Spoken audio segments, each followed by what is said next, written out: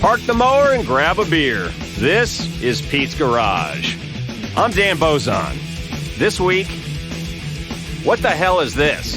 And who's Pete?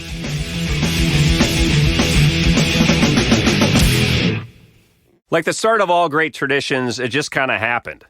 There was a workbench and a propane heater and a riding mower parked next to the pickup.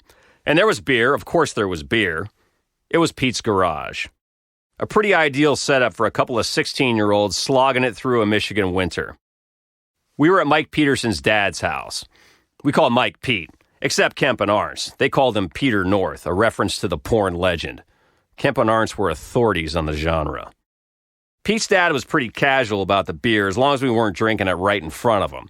What's the harm, he figured? Pete had drunk his body weight in beer during that summer trip to Germany. And it didn't seem to slow him down one bit, scrubbing the floors or painting the curbs at Peterson Oil when he got home. All Pete ever wanted was to work in the family business. He never talked about anything else. His grandfather had started it, his dad and uncle had taken it over, and eventually Pete would take it over from them. Me? I was going to be a lawyer. Figured I'd do that for a while before being elected governor of Michigan. Pete and I would talk it over while drinking our winter lagers. He would get the Samuel Adams holiday sampler pack for Christmas. Then he'd call me up and I'd come over and we'd sit in the garage and drink it. We knew we had it pretty good, so we kept our mouths shut. If we called up Sloak or Wheatley or Truesdell and had them come over, pretty soon it'd be a party.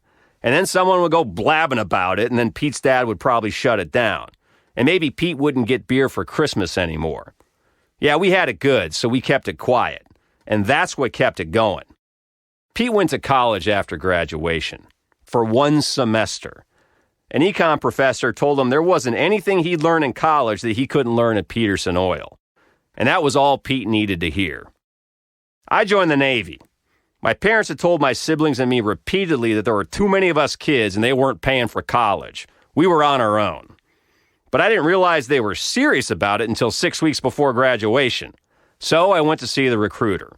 And I made it home only a handful of times after that. The Pete's Garage tradition eventually faded. Until recently.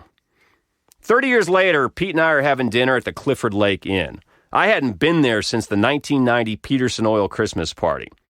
Pete asked me if I remember. Of course I remember. I was the naive idealist. Pete was the practical realist. The last time I looked out on that lake, I was certain I was on my way to Michigan State to be a Sigma Chi, then a lawyer, then governor. Mike was certain he'd take over the family business, which he did. And then he grew it, and then sold it, and semi-retired in his 40s. And the only reason he didn't completely retire was that he decided to buy the old Clackle apple orchard and totally reinvent it. But that's a whole other story. Me, I didn't do any of the things I intended. But I've had a rich life. Not even close to what I'd imagined, but rich. So there we were looking out on Clifford Lake, and I was reminded of Pete's Garage. And I wondered what the grown-up version of me would say to the 16-year-old sitting on the stool at the workbench. Probably something like, "Hope you enjoy getting kicked in the nuts, kid." And Pete? I don't know, he'd probably tell himself to stay the course. Just stay the course. It was good to see my old friend, and to consider where we'd been and how far we'd come. I think of Pete's Garage as any place good friends meet to reconnect and contemplate life, or business, or beer. It's a metaphor, or a simile, whatever. That's some pretty deep shit, I know.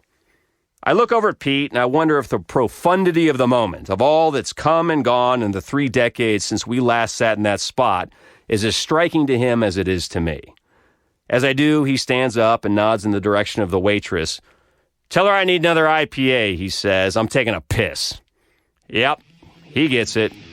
Like I said, that's some pretty deep shit.